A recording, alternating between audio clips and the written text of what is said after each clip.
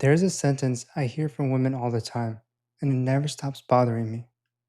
I told my doctor everything, and he said it's just part of getting older.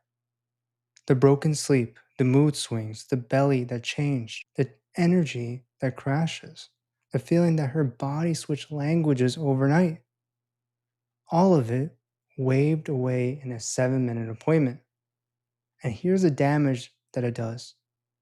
She stops trusting her doctor, sure, but worse, she starts to stop trusting herself. Today's episode is about that.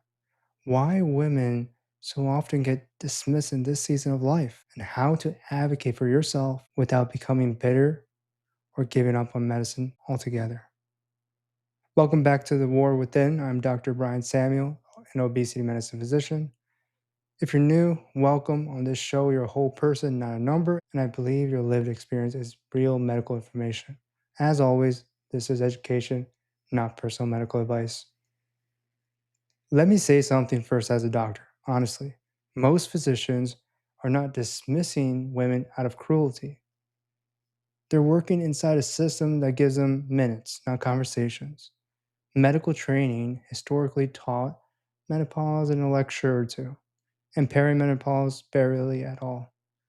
And medicine as a field has a long habit of studying men and assuming women are just smaller than men.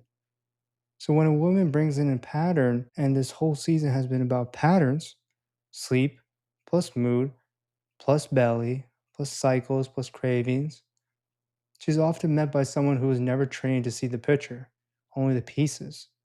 And each piece alone looks minor. Tired, everyone's tired.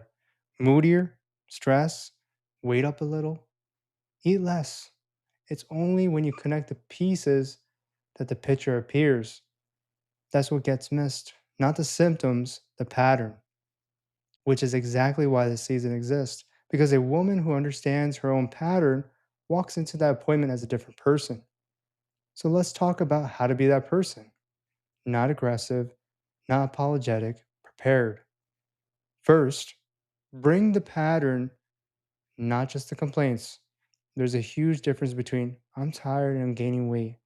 And over the past year, my sleep became fragmented. My cycle became unpredictable. My mood changed and my weight shifted to the middle, despite no change in my habits. I believe these are all connected. The first sounds like life. The second sounds like what it is, a hormonal transition. Write it down before you go. 2 or 3 sentences. Patterns are hard to dismiss when they're organized. Second, use the words. Say menopause, perimenopause. It moves the conversation from vague tiredness to a specific, recognized biological chapter. Third, ask direct questions that require direct answers. Could this be menopause?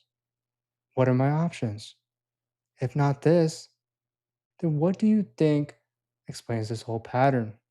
That last one matters. A real explanation should account for the picture, not just one piece of it. Fourth, and hear me on this, if you're repeatedly dismissed, you're allowed to find another doctor. That is not disloyalty, and it's not drama.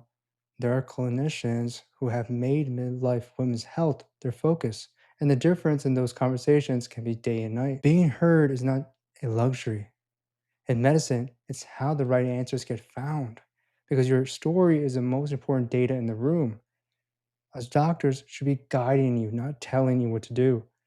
Now, the other half of today, because it matters just as much. Don't let bad experiences turn into bitterness. I understand the temptation. After being dismissed twice, a woman starts thinking doctors are useless. Same with men. Medicine doesn't care.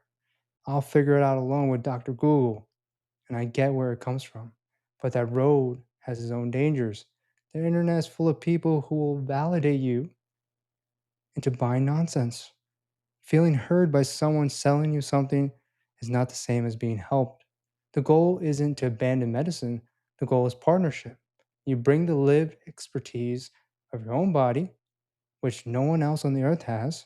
A good clinician brings training and perspective. Neither one alone is enough. Together, that's where real care happens. And to any woman listening, who was dismissed and went quiet, who decided her symptoms must not be a big deal because of a professional shrug. Let me be the second opinion today. Your pattern is real, it has a name, and you are right to notice it. On next episode, we'll close the season. Everything we covered, the hormones, the sleep, the belly, the mood, the muscle, pulled together into what actually helps. The short list that matters. I'll see you in the next episode.